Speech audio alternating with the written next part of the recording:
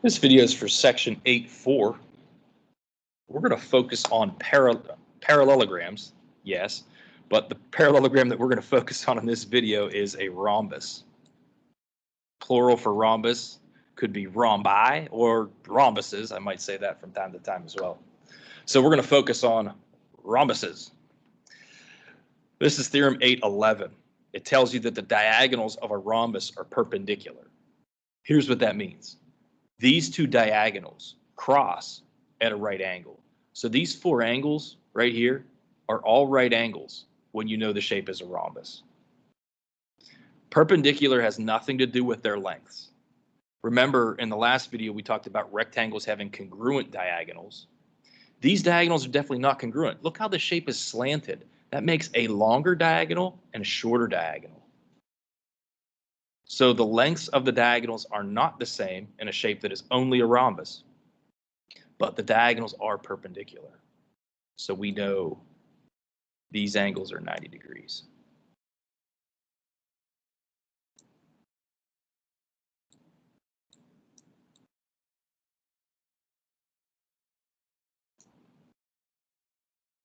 Theorem 8.12 also is about a rhombus. The diagonals of a rhombus bisect the opposite angles.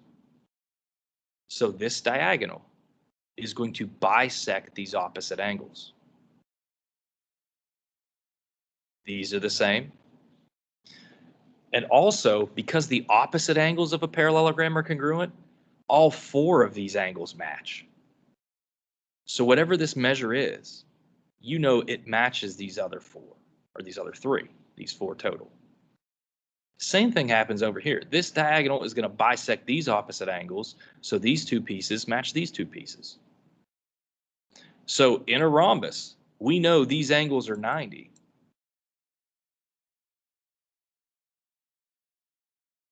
And if you know one of these angle measures, you can actually find the rest of them, because notice how we have triangles here. In a rhombus, you have four right triangles.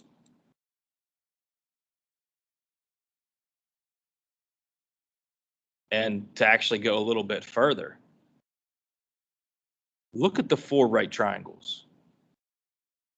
We have congruent angles with congruent sides in between on all four of these.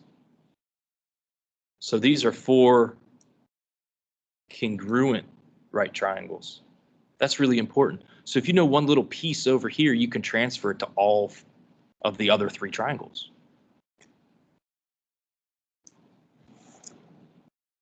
Let's do an example. We're going to find all the measures of this parallelogram. We know this is a parallelogram because it tells us, but also because the opposite sides are parallel. Since it's a parallelogram, if the left side's 13, we know that the right side's 13. If the bottom's 13, we know that the top is 13. Let's reevaluate this parallelogram. All four sides are the same length. This is a rhombus. Now that we know it's a rhombus, those last two theorems that we talked about, we can use that information here. For example, we know that the diagonals are perpendicular. So these angles are 90.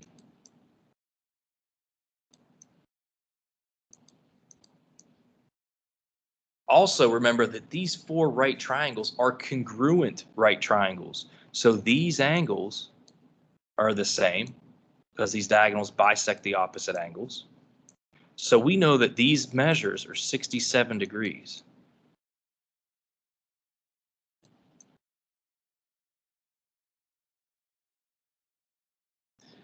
These angles are going to be the same as well, but we don't have a measure for them.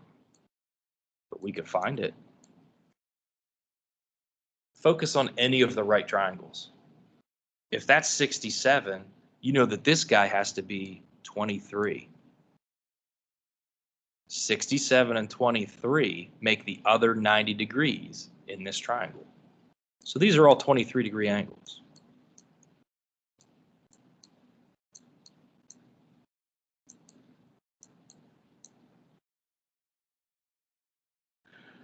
Again, these are congruent right triangles.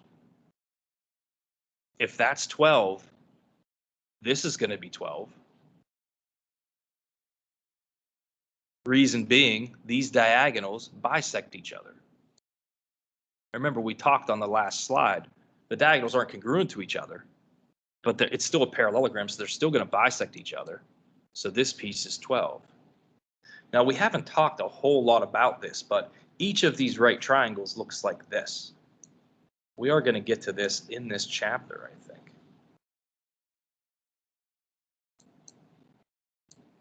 If that's 12 and that's 13, we can figure out this other side. It's going to be 5. So you don't know this info right now. If you were in the room, I would explain it probably a little bit better. Let's just go with these being 5 right now. You're just going to have to trust me. These are 5.